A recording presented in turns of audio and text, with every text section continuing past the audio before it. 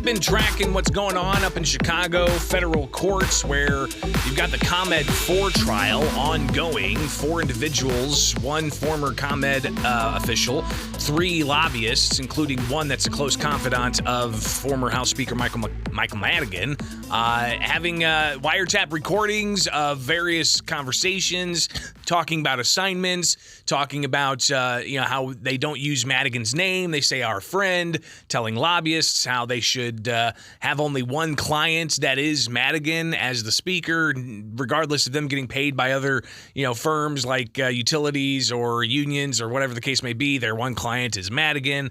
So you've heard a lot of this, but now we're hearing a little bit more from yesterday with headlines like, in the ComEd 4 trial, Madigan's ex-political director says arm twisting on speaker's orders helped pass ComEd legislation. That's according to the Tribune.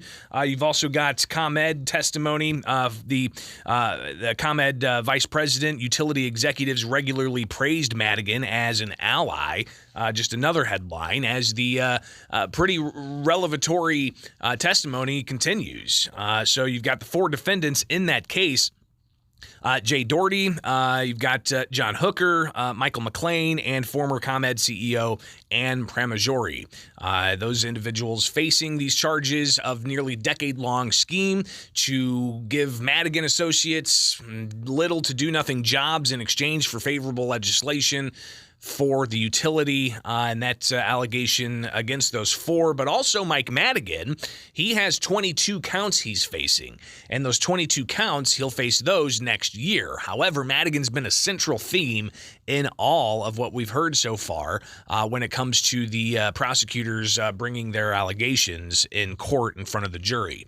But they're doing that not just with documents, they're doing that with audio evidence as well, including audio featuring the former House Speaker on wiretapped recordings. Here is one that the Speaker is heard during a leadership conversation phone call. Multiple people on this call, including Mike McLean and Speaker Madigan and several of his staffers and longtime lieutenants of sorts. Here's how that call went. Now, everybody should know that, as an example, I had a very difficult conversation with Sarah Feigenholz, where she was pressing the case that she should be appointed as the majority leader. And a point I made to her and a point I've made to others is that it's one thing for the Black Caucus and the Hispanic Caucus to make recommendations that I just go along with for appointments to leadership positions. But in the case of the majority leader, I view that as my appointment. And I have no compunction about saying that to anybody that wants to listen to me. In the House, different from the Senate, in the House, the appointment of the majority leader should be the appointment of the Speaker, because the majority leader plays a key role in House operations. And when I appointed Barbara Curry as the majority leader, I did not appoint her because she was a woman. I appointed her because I thought that she would do the best job as the majority leader, and I would fight. And I'm more than willing to tell anybody who wants to listen to that. So, I understand we have a lot of people walking around trying to find things to complain about, but every once in a while the Speaker gets to do what he wants to do. Every once in a while. That you would penetrate the women that are going to serve their 6th term, which is Gable, Lilly, and Mayfield. Yeah. So Mike, I guess that in terms of leadership appointments, you're just going right down the seniority list. I am. Yeah. I may go deeper.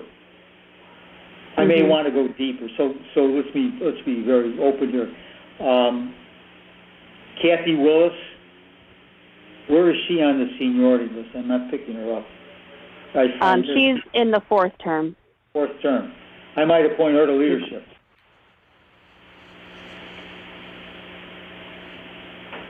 Mm-hmm. I guess the way I should say it, I won't bind myself to the seniority on appointment to leadership. Mm-hmm. I've used that as a convenient excuse. So when I appointed Feigenholtz to leadership, why, she had real good seniority. And once I decided to do it, there was nobody that could complain about it because of her seniority. But I'll go deeper for certain people.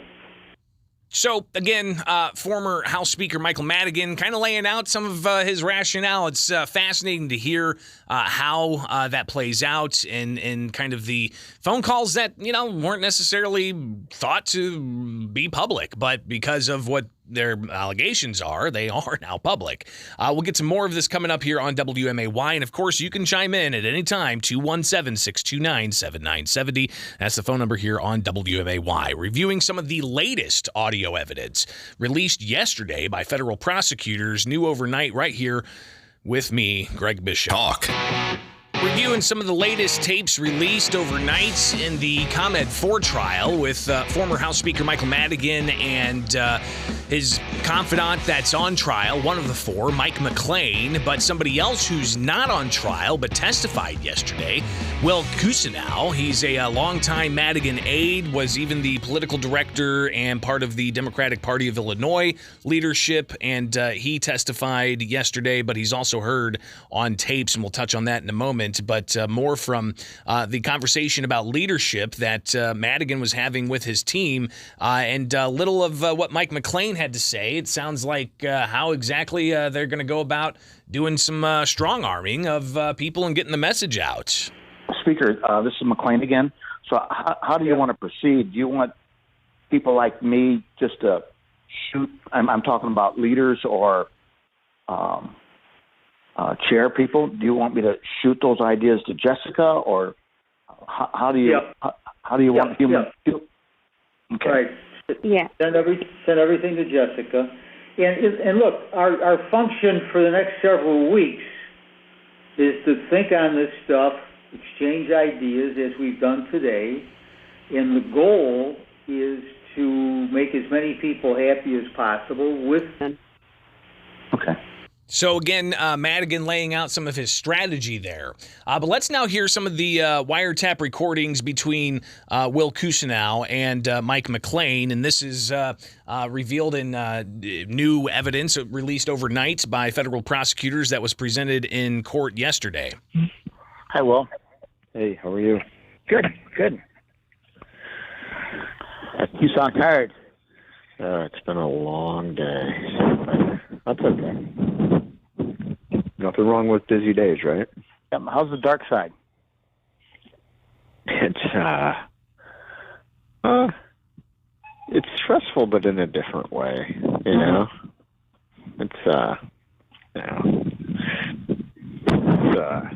Nothing will be as stressful as those campaign days, though. So, well, and it was good training.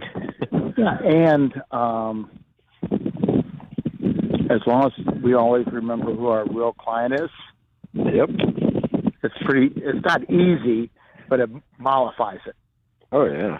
Yeah, I missed a call this evening because I was with him. And so I just said, sorry, I can't be there. Right. So, yep. It's easy to keep your priorities straight if you remember that. Yep.